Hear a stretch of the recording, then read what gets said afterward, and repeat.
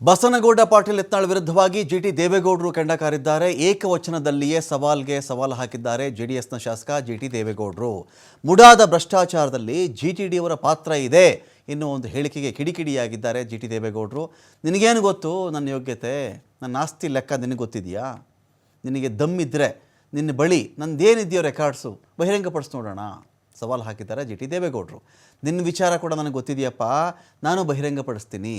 ನನ್ನ ಬಗ್ಗೆ ಮಾತನಾಡಬೇಕಾದ್ರೆ ಹುಷಾರ್, ಎಚ್ಚರಿಕೆಯಿಂದ ಮಾತಾಡಿ. ನಿನ್ನನ್ನು ತೆಗಿಲಲ್ಲ ನಾನು.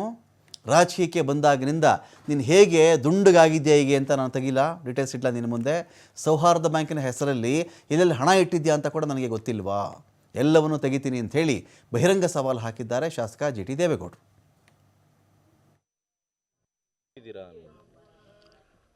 ನೋಡಪ್ಪ, ಯತ್ನಾಳವರು ಕೇಂದ್ರದ ಸಚಿವರಾಗಿದ್ದವರು,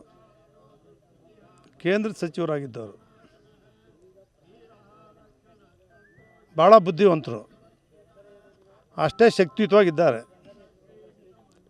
ಅವರು ಒಂದು ಸಾರಿ ಯೋಚನೆ ಮಾಡ್ಕೋಬೇಕು, ಅವ್ರು ಯಾವ ಸ್ಥಿತಿಲಿ ಎಷ್ಟು ಅವ್ರ ಹತ್ರ ಹಣಕಾಸಿನ ವ್ಯವಹಾರ ಇತ್ತು, ಇವತ್ತು ಎಷ್ಟಿದೆ ಅವ್ರಿಗೆ ಸ್ವಲ್ಪ ಒಂದು ಮಾಹಿತಿ ಕೊಟ್ಟರೆ.